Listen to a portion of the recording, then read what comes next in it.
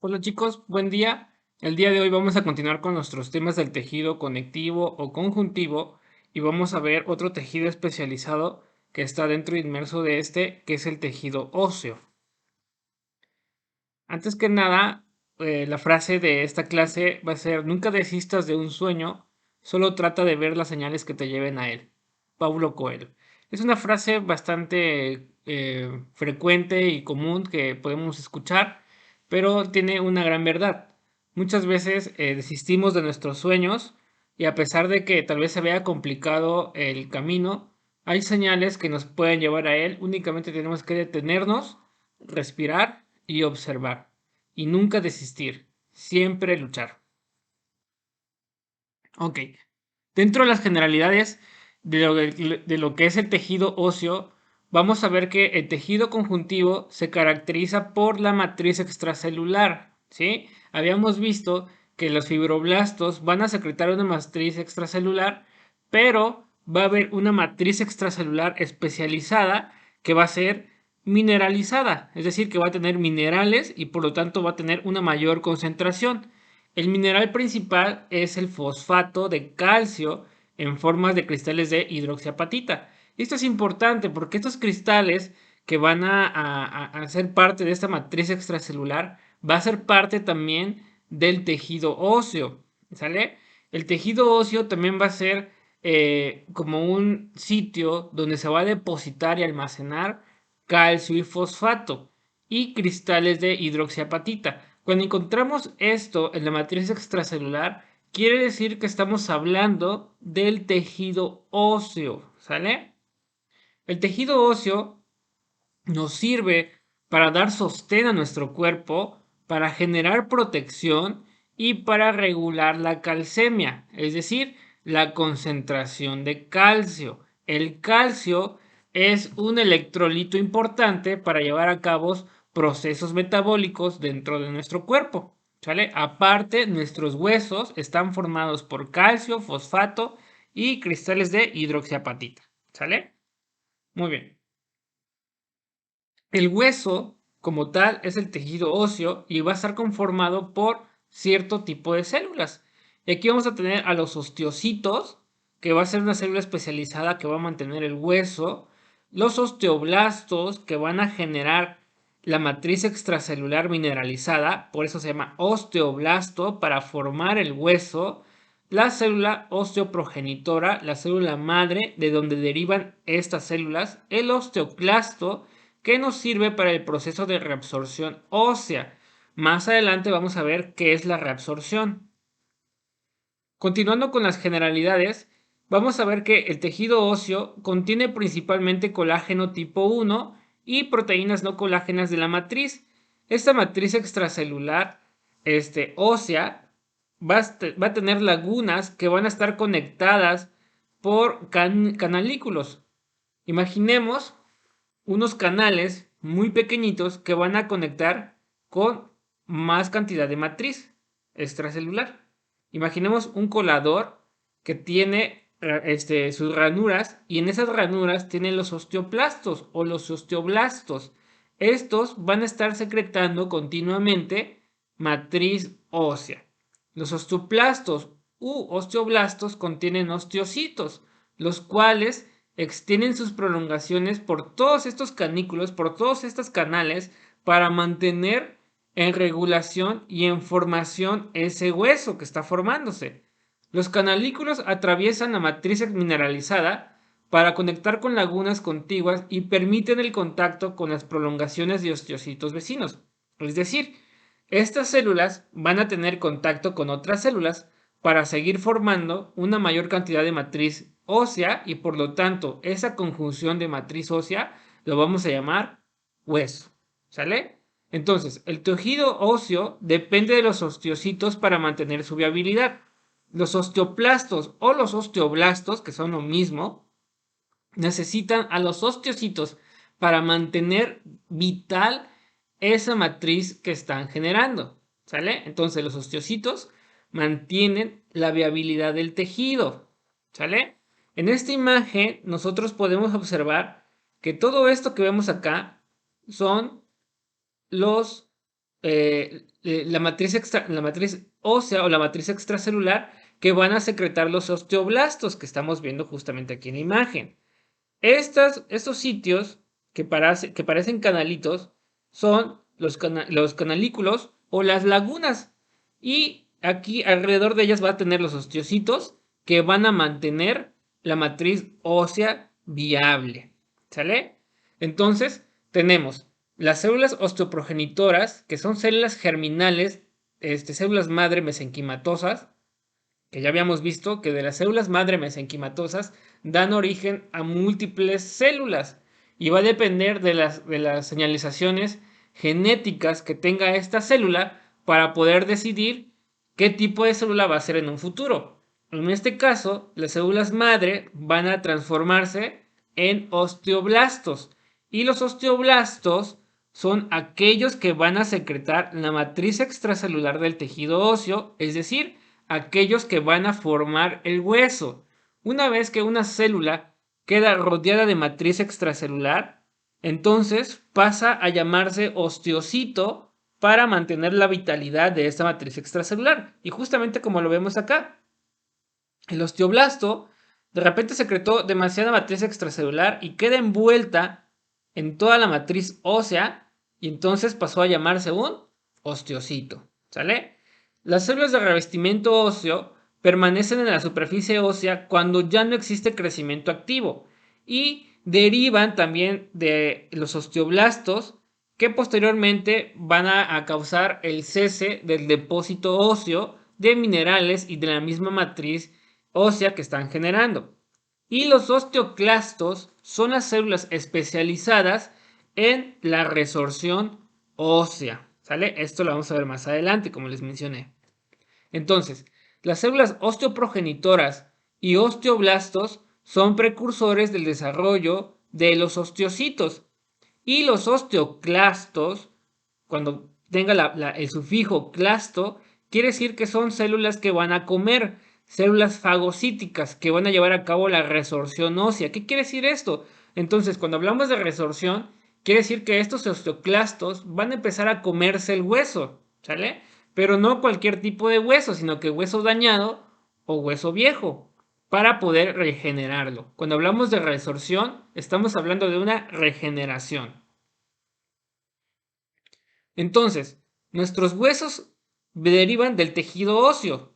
Todo el tejido óseo, cuando hablamos de tejido óseo, estamos hablando de hueso. Puro, puro, puro hueso. El tejido óseo se va a clasificar en dos, en denso o compacto y esponjoso o trabeculado. ¿Sale? El hueso denso y compacto es el hueso firme que no tiene trabéculas y el hueso esponjoso trabeculado es aquellas que tiene trabéculas. Una trabécula es un agujero, justamente como lo vemos en esta imagen. Esto es una porción de tejido óseo esponjoso. ¿Por qué? Porque tiene trabéculas, ¿sale? Y esto va a empezar a formar los huesos y también los huesos se pueden clasificar en huesos largos, muy largos como el fémur, huesos cortos, cortitos como las falanges, huesos planos como los huesos del carpo, huesos irregulares también como los huesos del carpo, ¿sale? También los huesos planos pueden ser aquellos que van a estar en nuestro cráneo. Los huesos del cráneo también son huesos planos. Los huesos largos tienen una mayor longitud y dimensión que otro tipo de huesos, y estos normalmente tienen una cavidad medular, como vemos acá. Este hueso que tenemos acá es el fémur, o se parece mucho al fémur, o es característico del húmero, que son huesos bastante largos, el húmero del brazo y el fémur de la pierna. Estos van a tener dos o tres, van a estar divididos en tres porciones. En las epífisis, que es la porción más externa o distal del hueso, las metáfasis, que son una porción que también la podemos conocer como cuello, y la diáfisis, que es todo el cuerpo del hueso, ¿sale? Entonces, epífisis, los extremos, Metáfisis, el cuellito que une el extremo con el cuerpo y el cuerpo le llamamos diáfisis. Estos van a tener mayor longitud y dimensión que otros huesos y en su interior van a tener una cavidad. Esta cavidad va a tener la capacidad de almacenar o de albergar la médula, ¿sale? La médula espinal y, perdón, la médula ósea. Y esta es la que va a empezar a formar nuestras células hematopoyéticas. Contienen su diáfisis y dos epífisis y la metáfisis que une la epífisis con la diáfisis, ¿sale? Los huesos cortos son aquellos que son cortitos y sus tres dimensiones son casi iguales. ¿Qué huesos pueden ser? Las falanges, la de nuestros deditos. Los huesos planos son huesos muy delgados y anchos. Normalmente están formadas por dos capas de tejido óseo compacto interpuestas con una capa de tejido esponjoso. Por ejemplo, el hueso del cráneo, el parietal, que es el que podemos tocar en lo más alto de nuestro cráneo, si lo partimos en dos, vamos a ver que está hecha por tres capas. La primera capa va a ser tejido óseo compacto, que lo vamos a llamar tabla externa, y la segunda, la otra capa va a ser también de hueso compacto, que es la tabla interna, ¿sale? Y lo de en medio es hueso esponjoso, que lo vamos a conocer en el cráneo como diploe, ¿sale? Entonces, los huesos planos se conforman de tres capas, dos de hueso compacto y una en medio de hueso esponjoso, ¿sale? En el cráneo, las tablas internas y externas van a estar divididas por la diploe, que es una capa de tejido esponjoso. Bueno, diploe, así se escribe. Los huesos irregulares son aquellos que poseen una forma que no permite clasificarlo en ningún tipo de los anteriores. Y su forma puede ser compleja o el hueso puede tener inclusive espacios aéreos o senos. También los huesos de la cara, de nuestra carita, son huesos irregulares. Algunos tienen forma de murciélago, otras tienen forma de triángulo y muchos de estos huesos de la cara contienen espacios en su interior que los vamos a llamar senos, ¿sale? Los huesos están cubiertos por un tejido que se llama periósteo. Este periósteo es una vaina de tejido conjuntivo denso, muy fibroso y que contiene células osteoprogenitoras. También contiene células que pueden generarse a osteoblastos y empezar a formar el huesito. ¿Sale?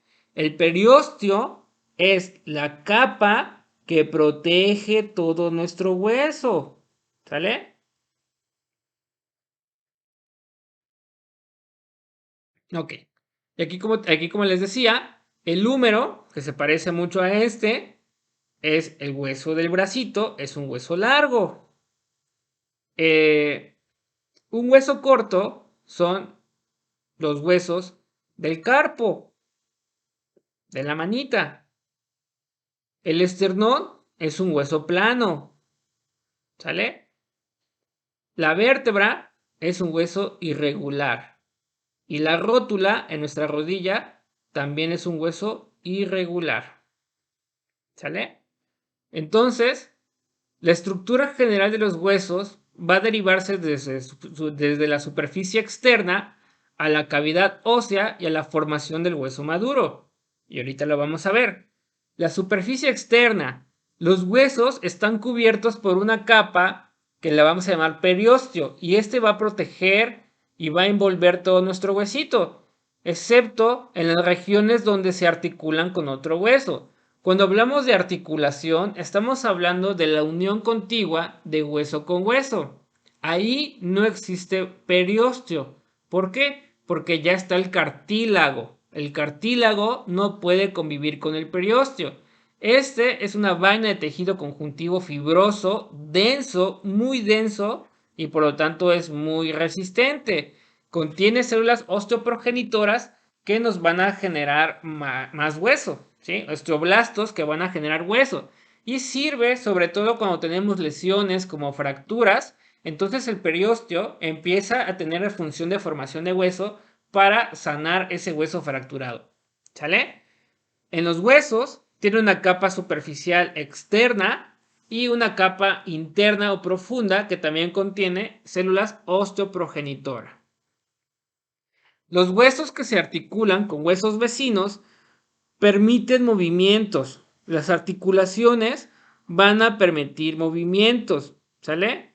Y esas articulaciones va a llamarse articulación sinovial, aquellas que generan un gran movimiento sin ninguna limitación. El cartílago articular que nos sirve es el cartílago hialino, que no tiene periósteo, que no tiene pericondrio y se encuentra en la superficie articular. El pericondrio es el precursor del cartílago hialino. ¿Sale? Y entonces, tenemos en el exterior, tenemos al periósteo que nos va a proteger a nuestro huesito, pero también en el interior tenemos otra capa de tejido conectivo que la vamos a llamar endosteo. Y esto lo vamos a encontrar en los huesos que tienen cavidades para albergar la médula ósea. ¿Sale? Entonces, el periósteo nos sirve para proteger nuestro hueso y formar más hueso en dado caso que tengamos alguna lesión. Y el endosteo también nos protege en este caso la médula ósea y también contiene células que van a empezar una mayor secreción de matriz ósea para la formación de dicho hueso. ¿Sale? Ok. Las cavidades óseas, como ya les había dicho, están revestidas por endosteo, que es una capa de tejido conectivo conjuntivo que contiene células osteoprogenitoras que pueden diferenciarse en osteoblastos y células de revestimiento óseo para llevar a cabo la formación de hueso y mantenimiento de este mismo. La cavidad medular y los espacios de hueso esponjoso van a contener inmersas en estos espacios la médula ósea. Y tenemos nuestra médula ósea roja que va a contener sobre todo células de la progen hematopoyética. ¿Qué quiere decir esto? Que en esta médula ósea roja van a empezar a secretarse o a formarse nuestras células de la sangre. ¿Sale? ¿Dónde encontramos médula ósea roja? En los huesos largos y planos, como en el esternón, las crestas ilíacas de la pelvis y obviamente en los huesos largos, como en el fémur, el húmero. ¿Sale? El esternón y las crestas ilíacas. De hecho, de las crestas ilíacas se toman las biopsias de médula ósea. Inclusive también podemos llegar a tener médula ósea amarilla. Va a estar rica en tejido adiposo, van a ser prácticamente pura grasita. Y conforme vamos creciendo, vamos ganando edad, esta médula ósea roja se va sustituyendo por médula ósea amarilla, por tejido adiposo. ¿Sale? Y es por eso que las células sanguíneas caen en pacientes de la tercera edad. El hueso maduro está compuesto por unidades estructurales que les vamos a llamar osteonas o sistema de Havers. ¿Sale? Estas osteonas son la unidad anatómica y funcional del hueso. ¿Sale? Consiste en laminillas concéntricas de matriz ósea alrededor de un conducto. Este conducto lo vamos a llamar conducto de Havers. ¿Sale? Y a través de este conducto van a pasar vasos y nervios que van a tratar de nutrir al hueso. ¿Sale? Este sistema de canales o canalículos se abre en el sistema de Havers y sirve para el intercambio de sustancias entre los osteocitos y los vasos sanguíneos. ¿Qué quiere decir esto? Que las células del hueso también necesitan nutrientes y estos nutrientes las adquieren de las arterias y de las venas que atraviesan el tejido óseo y lo atraviesan gracias al conducto de Havers, ¿sale? El conducto de Havers es un conducto que está en medio y alrededor de este contiene las laminillas de matriz ósea, de hueso, ¿sale? Entonces, las arterias, el hueso se va a alimentar de las arterias, ¿sí? Necesita los nutrientes que van viajando en las arterias. Entonces, una arteria que va a atravesar el hueso la vamos a llamar arteria nutricia, ¿sale? Normalmente esta arteria nutricia perfora la diáfisis del hueso largo y una vez que está inmersa, llega a los conductos de Havers, ¿sale? Llega a los conductos de Havers y de aquí se divide y ¡fam! Manda toda la sangre, toda la irrigación de sangre a lo largo del hueso. Pero también existen conductos que pueden irrigar de forma horizontal. El conducto de Havers es vertical, de arriba hacia abajo, ¿sale? Y para ir hacia los lados necesita a los conductos de Wolfman, que vemos acá, el conducto de Wolfman. El conducto de Havers es de arriba hacia abajo y proviene de la arteria nutricia, del foramen nutricio, ¿sale? Obviamente, esta arteria también puede perforar en las metáfisis y en las epífisis, pero donde no llegan las arterias es donde se encuentra el cartílago. El cartílago lo vamos a encontrar en la porción más externa de las epífisis. Estas zonas de cartílago no existen y no tienen arterias ni vasos sanguíneos. Entonces, ¿cómo se nutren? Se nutren con el paso de sustancias a través de la difusión, ¿sale? Van pasando las sustancias poquito a poquito, de célula a célula, ¿sale? Entonces, en el hueso maduro tenemos a los conductos de Havers, ¿sí? Que son los que van a alimentar la mayor cantidad de laminillas o de matriz ósea. Pero también tenemos a los conductos de Wolfman o conductos perforantes que les había dicho, que van a poder alimentar al hueso de forma horizontal. Son túneles de hueso laminar a través de los cuales pasan vasos sanguíneos y nervios desde la superficie perióstica y endóstica para alcanzar los conductos de Havers. ¿Qué quiere decir esto? Que todos aquellos que es de forma horizontal es conducto de Wolfman y el conducto de Havers es vertical. Entonces, estos conectan a los conductos de Havers entre sí y pueden alimentar más fácilmente a todo el huesito. Estos no están rodeados de laminillas concéntricas. ¿Qué quiere decir esto? Que atraviesan. Y la diferencia con el conducto de Havers es que alrededor de ellas están las laminillas y el conducto de Havers pues está en el centro.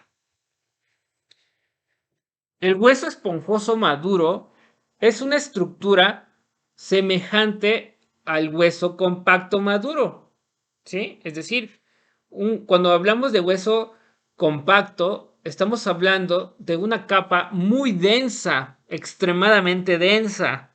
Y cuando hablamos de hueso esponjoso, estamos hablando de hueso que parece una esponja, que se parece a Bob Esponja, por eso se llama esponjoso, porque tiene sus trabéculas, tiene sus agujeros, ¿sale? Pero ya cuando están maduros, también llega a ser muy duro el hueso esponjoso, ¿sale? Excepto que el tejido se distribuye de forma diferente, ¿sale? En el hueso esponjoso vamos a tener las trabéculas, los agujeros. Esos trabéculas nos sirven para depósito de médula ósea amarilla, ¿sale? La irrigación sanguínea de la diáfisis de los huesos largos está dada principalmente por arterias que entran a la cavidad medular y se guían a través de agujeros nutricios. ¿Qué quiere decir? que pasan los agujeros nutricios, llegan a la cavidad medular y ahí es donde suben, ¿sale? Pasan y suben a la cavidad medular. Los agujeros nutricios son orificios en el hueso donde van a pasar los vasos sanguíneos hacia el camino de la médula ósea, ¿sale? Entonces la arteria nutricia pasa, gracias al agujero nutricio, llega al canal medular y ahí es donde nutre.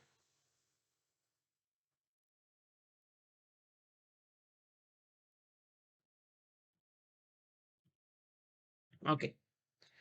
La irrigación sanguínea, es decir, el aporte de sangre del tejido óseo, normalmente es centrífuga. ¿Qué quiere decir centrífuga? Que va del centro hacia el exterior. ¿Sale? El tejido óseo carece de vasos linfáticos y solo lo que es el periósteo, lo que es la capa externa, tiene o llega a tener drenaje linfático. ¿Sale? De ahí no existe los vasos linfáticos en el hueso. El tejido óseo inmaduro es aquel que va a estar en formación. El tejido óseo se forma primero en el esqueleto, de hecho, del feto. Cuando el feto está en desarrollo en la pancita de la mamá, está ya formándose el hueso, ¿sale? Nada más que no tiene las características del hueso maduro, sino que llega a ser inmaduro. Y de hecho, después del nacimiento, aún sigue en un proceso de maduración, ¿sale? No exhibe un aspecto laminar organizado o que nos forme huesos denso o hueso trabeculado, ¿sale? Sino que es una forma desorganizada que poco a poco va organizándose hasta formar un hueso denso maduro, ¿sale? Y aquí es cuando entran nuestras células. Primero está desorganizado, las arterias y los vasos, y los nervios y vasos sanguíneos también están desorganizados y ya cuando está maduro, pues se forman las osteonas que en medio tiene el conducto de Havers, ¿sale? Que es quien lo alimenta. El hueso óseo inmaduro contiene una mayor cantidad de células por unidad de volumen. ¿Qué quiere decir esto? Que es, el volumen está dado por una mayor cantidad de células y que se distribuyen al azar de forma desorganizada, pero contiene mayor sustancia fundamental, mayor matriz que nos va a servir a transformarse en hueso compacto o hueso maduro. Esta no tiene el depósito de los minerales desde un principio, ¿sale? No forma el hueso denso desde un principio, sino que tiene que pasar un cierto tiempo para que empiece a madurar. Sin embargo, la formación de este tipo de hueso es muy rápido y esta es la explicación. Los niños, cuando llegan a tener algunas lesiones óseas como las fracturas, ellos tienen la formación de hueso en 3 semanas aproximadamente, a diferencia de un adulto que pueden pasar 4, 5 o 6 semanas. ¿Sale? La curación es más rápido en los niños por esta formación. ¿Sale?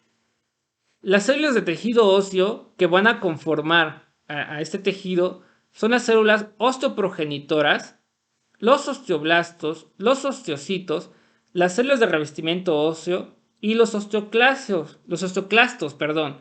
Estos son de una línea diferente y sobre todo van a actuar en la resorción ósea, que también la vamos a conocer como remodelado del tejido óseo o remodelado de los huesos. Es decir, el hueso dañado lo destruye para poder formar más. Ok. Las células de revestimiento óseo, como su nombre lo dice, son todas aquellas células que van a revestir la capa de tejido óseo. Los osteoblastos también van a estar alrededor de las capas de tejido para ir formando mayor cantidad de matriz ósea. ¿Sale? Las células osteoprogenitoras también van a estar albergadas en la superficie del tejido óseo y que posteriormente se van a transformar en osteoblastos.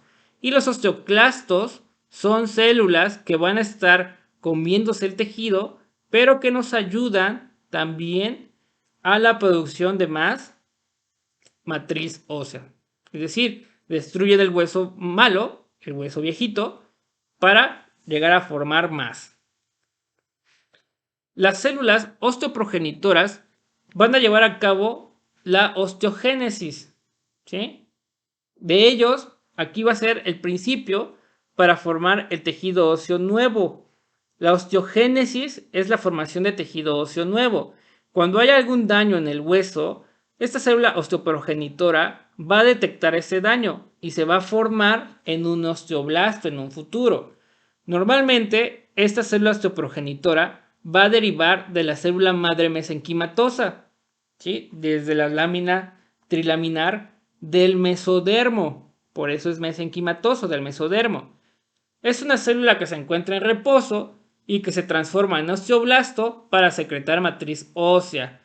Están también al lado de ellas, porque también pueden transformarse en células periósticas y endósticas. En el periósteo y en el endósteo, que es la capa interna que nos protege o nos divide el tejido óseo de la médula ósea.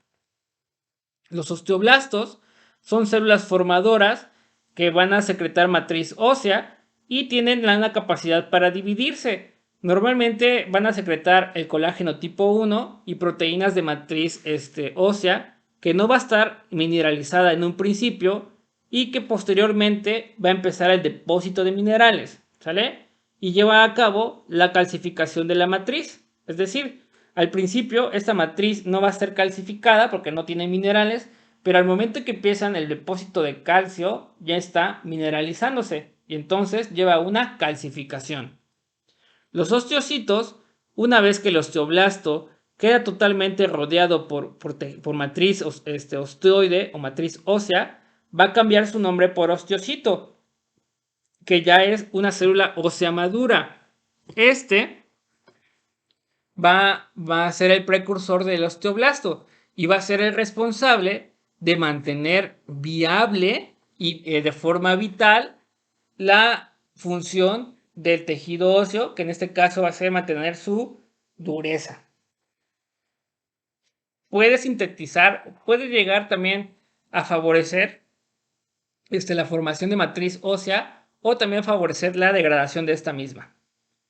Los osteocitos, la muerte de un osteocito trae como consecuencia la resorción ósea, es decir, un osteocito puede llegar a morir porque se lesionó o porque ya pasó mucho tiempo y ya es hueso viejito, ¿sale? Entonces lleva a cabo la resorción ósea por los osteoclastos. En esta reparación y este remodelado va a estar también activando la función de los osteoblastos. ¿Qué quiere decir? Que la resorción, la destrucción, va a secundario por la función de los osteoclastos. Pero estos osteoclastos, cuando van comiéndose, pues van también liberando los minerales. Liberan los minerales que se encuentran en el sitio y es cuando aprovechan los osteoblastos a captar esos minerales para empezar a formar nuevamente matriz ósea. Los osteocitos pueden estar en tres estados.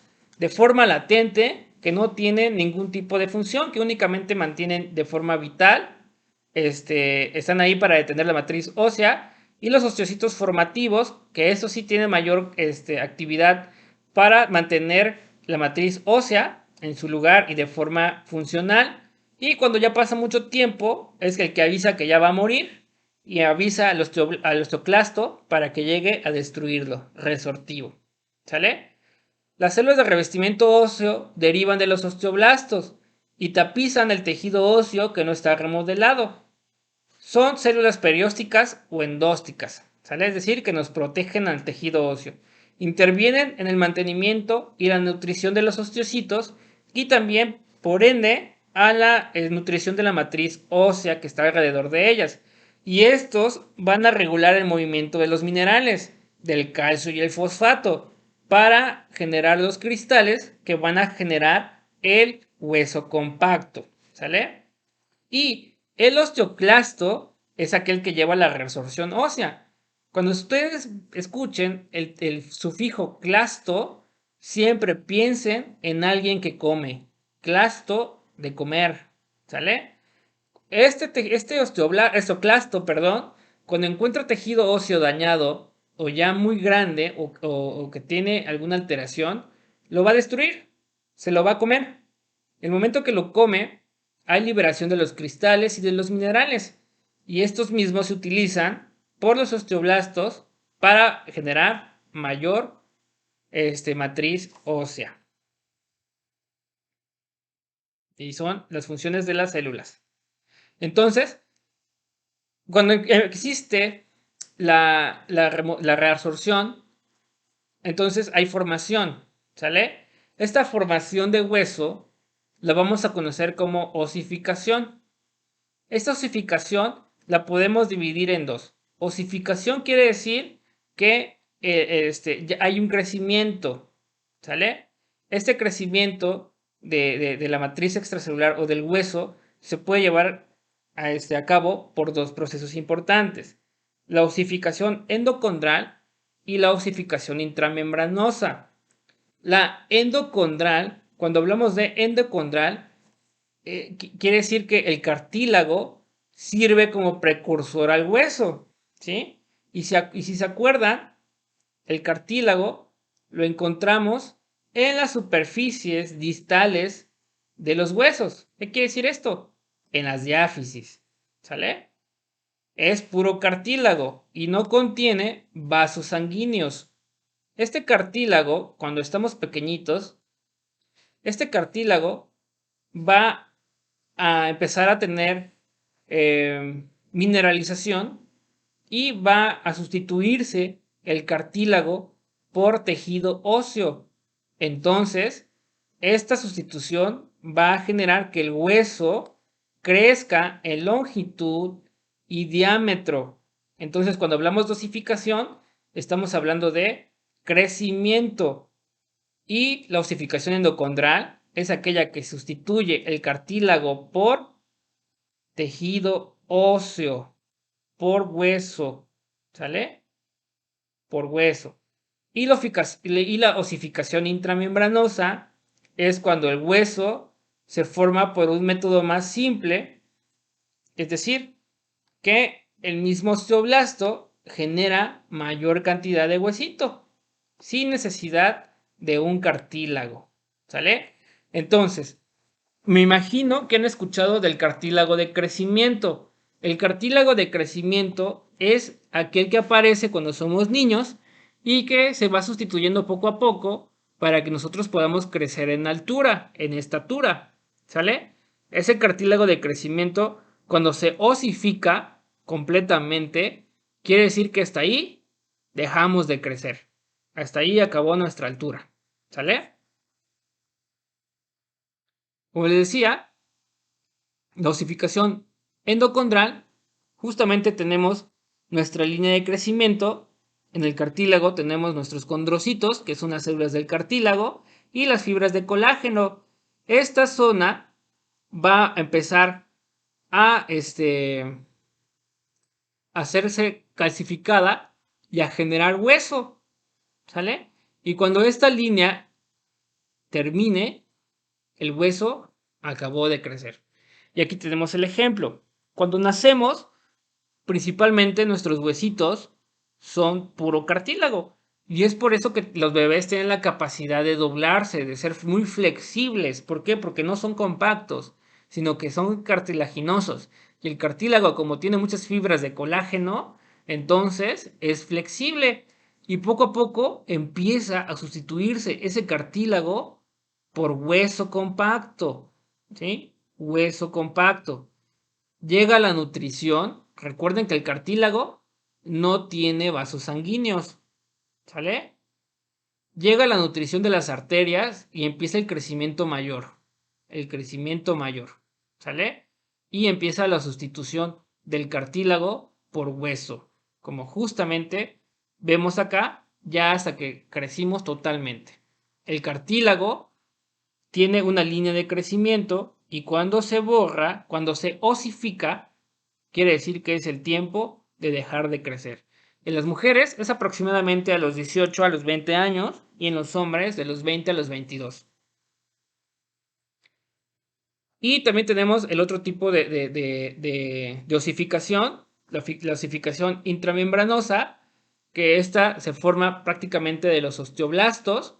Está el osteoblasto formando matriz extracelular, es decir, la matriz ósea. Esta matriz ósea empieza a formarse en mayor cantidad y ya cuando empieza la formación del hueso compacto es cuando llegan nuestros vasos sanguíneos y perforan para poder nutrir todo el hueso, el huesito, lo nutre hasta que llegan nuestros osteoblastos y las células de revestimiento a hacerlo compacto o de forma trabeculado. ¿Sale? Generar las trabéculas que nos generan el hueso esponjoso. Entonces, la osificación. Los huesos de los miembros y del esqueleto axial, cuando hablamos de axial, esqueleto axial, hablamos de los huesos del tronco y de la cabeza.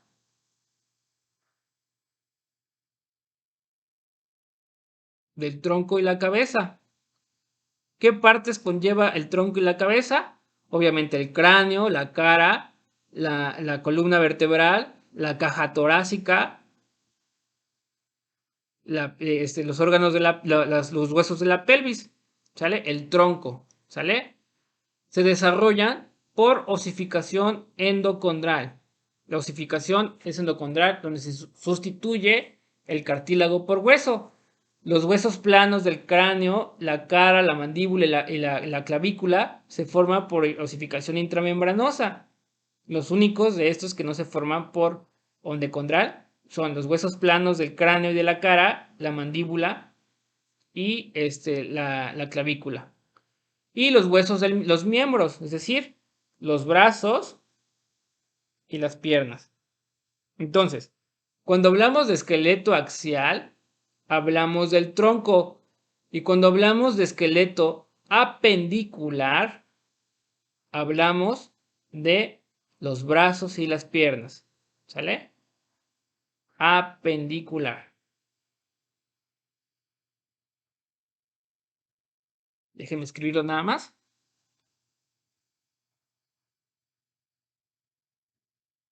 Apendicular. Ok. Y con esto cerramos el ciclo de tejido conjuntivo con el tejido óseo y el tejido